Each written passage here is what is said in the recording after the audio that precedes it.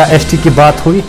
देखिए बड़ी बदकिस्मती है हम लोगों की कि खुलकर कोई एसटी पे बात नहीं करता, हमें बाकी चीज़ें नहीं हैं तो वो एमएलए साहब पूरी अच्छी तरीके से जानते हैं और हम उम्मीद करते हैं कि यस वो करेंगे ये चीज़ें। अस्सलाम वालेकुम नाज़रीन, ग्राउंड ज़ीरो भारत देख रहे हैं यहाँ पर आपके साथ मैं लोन हमला। आज मेरे साथ खास मेहमान अब्दुल्ला पोसाल है और सोशल एक्टिविस्ट कश्मीर के हर मुद्दे पे बात करता है। आज बजट के हवाले से बात करेंगे और साथ ही साथ मौजूदा सियासत पे भी बात होगी। सबसे पहले अब्दुल्ला पोसाल जी, आपका बहुत बहुत शुक्रिया।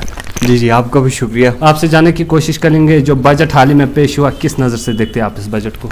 देखिए जो हाल ही में बजट पेश हुआ, एक तो जैसे कि आप जानते हैं कि आफ्टर 10 ईयर्स में जो बाद इलेक्शन यहाँ पे हुए थे और लोगों की चुनी हुई सरकार आई थी, ऑब्वियसली लोगों की उम्मीदें जो है बहुत बढ़ जाती हैं जब अपनी सरकार होती है, चुनी हुई सरकार होती है।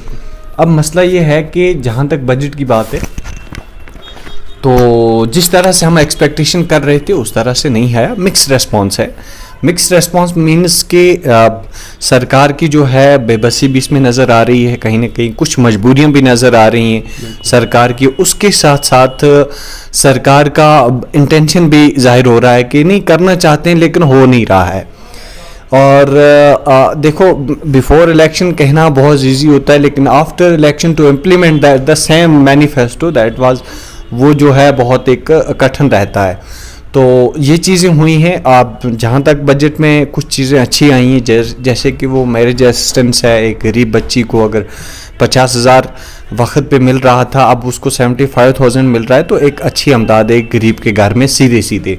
उसके साथ साथ जो 50 करोड़ रुपीस युवा मिशन में उन्होंने रखा है, एक बहुत बेहतरीन कदम है to transform the new initiatives into business startup. तो बिज़नेस जो स्टार्टअप है उसमें अगर इस तरह की जो है ट्रांसपेरेंसी, और मुझे लगता है बहुत अच्छा इकदाम है वो।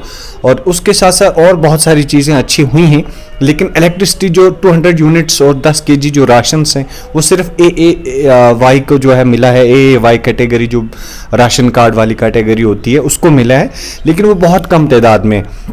हम चाहते थे कि कम से कम BPL वाले जो सारे लोग हैं वो इसमें उन सब की जो है उन सबको 200 यूनिट्स फ्री मिलेंगे और 10 केजी जो राशन है वो फ्री मिलेंगे।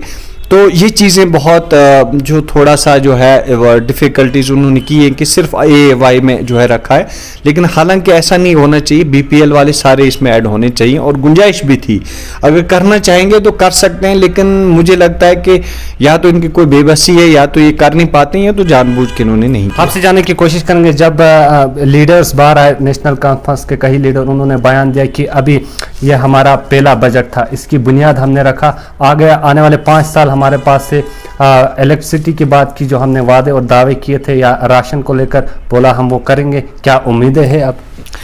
देखिए हम उम्मीद तो लगा सकते हैं। अभी सरकार जो है पहला बजट है सरकार का और वो भी यूनियन टेरिटरी में है, तो ये पहला यूनियन टेरिटरी का जम्मू कश्मीर का जो है बजट था। उम्मीद करते हैं कि अभी 5 साल इनके पास, 5 साल भी नहीं होने चाहिए, और सबसे जो 2 बड़े मुद्दे हैं जम्मू कश्मीर के उन पे खुल के बात नहीं है। उस चीज़ का जो है कौन से डिसअपॉइंटमेंट है, एक तो जो अनएम्प्लॉयमेंट एट स्पीक है right now in Jammu and Kashmir में। दूसरा ये कि डेली वेजर्स जो आप देख रहे हैं वो बेचारे देखो किस तरह की दर की ठोकरें खा रहे हैं पिछले 10-20 साल से। कुछ लोगों को 20 साल हो गए। हालांकि अपना मैनिफेस्टो में पहले कहा था कि हम पहली बात बजट में डेली वेजर्स देखो, कमेटियां अब बनी हैं, कमेटियां पिछली बार भी बनी थी, बहुत सरकारों में कमेटियां बनी जो कि खुद चीफ वो डाटा कलेक्ट करने में और 10 साल लगाएंगे। बिल्कुल, जैसा कि खुद ऑनरेबल चीफ मिनिस्टर ने भी कहा कि कमेटियां बनी है, वो फलाना ढमकाना, ऐसा नहीं होना चाहिए। इनके लिए आपको देखो कम से कम मिनिमम जो वेज हैं उनके हिसाब से तो इनको पे दो ताकि ये अपना घर अच्छे से चला सके। ऐसा नहीं है, देखो डेली वेजेस कहाँ के हैं, वो भी तो जम्मू कश्मीर के हैं, वो भी तो यहाँ के रहने वाले, उनकी भी तो आपको वेलफेयर देखनी है। लेकिन अब यह है कि अगर आप उनसे काम ले रहे हैं, हर डिपार्टमेंट वाले जो है उन सबसे ज़्यादा काम उन्हीं से ले रहे हैं, डेली वेजर्स से, जो भी किसी डिपार्टमेंट में डेली वेजर्स है।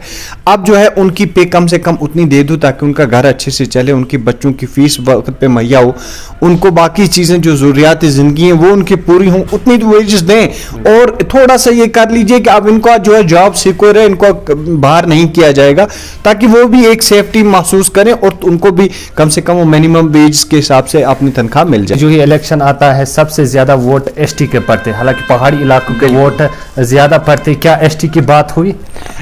دیکھیے بڑی بدقسمتی ہے ہم لوگوں کی کہ کھل کر کوئی ایس ٹی پہ بات نہیں کرتا ہے. آپ دیکھتے ہیں اس ڈیجیٹل دور میں بھی, اس ماڈرن زمانے میں بھی ہم جو ہیں بہت بیسک ایمینٹیز, بہت بیسک فیسلٹیز جو ہونی چاہیے ان سے محروم ہے آپ ہر علاقے میں. آپ دیکھیے لیکن ہمارے لیے کوئی الگ سے کچھ سپریٹ کوٹا ہم ایکسپیکٹ کر رہے تھے اس سرکار سے, لیکن نہیں ہوا.